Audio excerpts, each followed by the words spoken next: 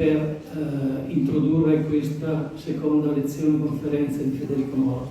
Comunque riporto i suoi saluti del Circolo Veneto e anche da parte mia ringrazio di nuovo Federico per aver offerto queste lezioni sulla storia di Venezia che ci stanno coinvolgendo volta per volta.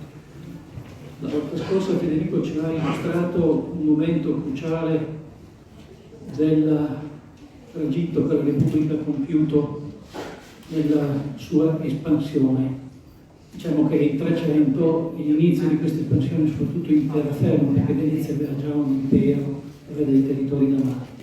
Tra l'altro questa espansione inizia proprio a Mestre, perché è una località conquistata da Venezia di Mestre, che servirà da testa di ponte per poi prendere possesso di Treviso, e così fino alla vicenda della prima metà del 400 che Federico ci ha illustrato.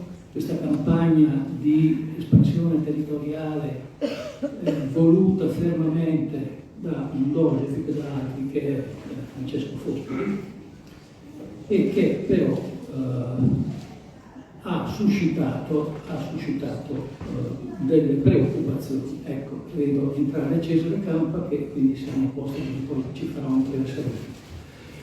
E preoccupazioni nei rivali, nelle signorie che ancora esistevano in quello che adesso è il nord-est Veneto, in particolare le signorie di Verona e di Padova, che Venezia ha debellato con grande determinazione, soprattutto con una novità assoluta, dando corpo a un esercito permanente.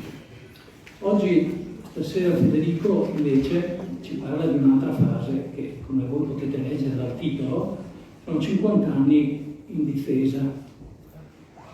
È un termine agonistico, no? Un po' calcistico, che mi piace molto, e vorrei collegarmi a questo usando un altro termine, cioè sì, c'è una difesa, perché se voi vedete la prima data, 1453, chi conosce un po' la storia di Venezia mediterranea sa che è l'anno in cui cade Costantinopoli, e quindi questo segna l'apparire sullo scenario mediterraneo di un rivale che sarà determinante nelle sorti di Venezia, cioè l'impero ottomano, di cui abbiamo parlato spesso anche durante le prime 3 conferenze che ho tenuto.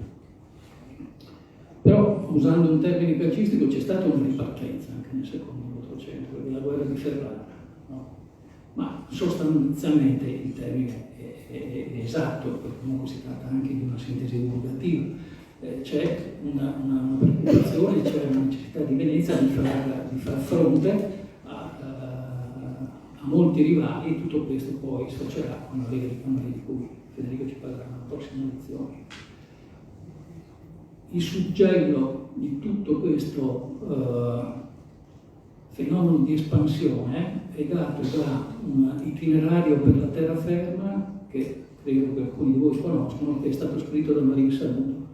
Marin Saludo nel 1483, proprio negli anni della guerra di Ferrara, compie un giro dei nuovi possedimenti veneziani e li descrive. È molto giovane, 17 anni, non possiamo pretendere che dica chissà cosa, però diciamo l'itinerario di Marin Saludo è una presa d'atto, una presa di coscienza da parte del patriziato veneziano di possedere un nuovo territorio che porta anche notevoli ricchezze. Ed è il momento in cui proprio questi territori sviluppano nel patriziato veneziano e negli artisti il senso della natura, perché il possesso della terraferma, dei boschi, dei campi, dei fiumi, dei confini alpini, eccetera, pensate alle vedute di Giovanni Bellini o quella del Tiziano, sviluppano a Venezia il senso della natura. Il paradiso, che a Bisanzio è fatto di luce dorata, nei dipinti e quindi anche nelle elaborazioni scritte di questo periodo diventa la terraferma veneziana. Io mi fermo qui, non voglio andare oltre, sono solo alcune considerazioni, alcuni spunti dove spero magari di discutere alla fine, e lascio volentieri la parola al nostro Presidente, che è Cesare Campa. Grazie.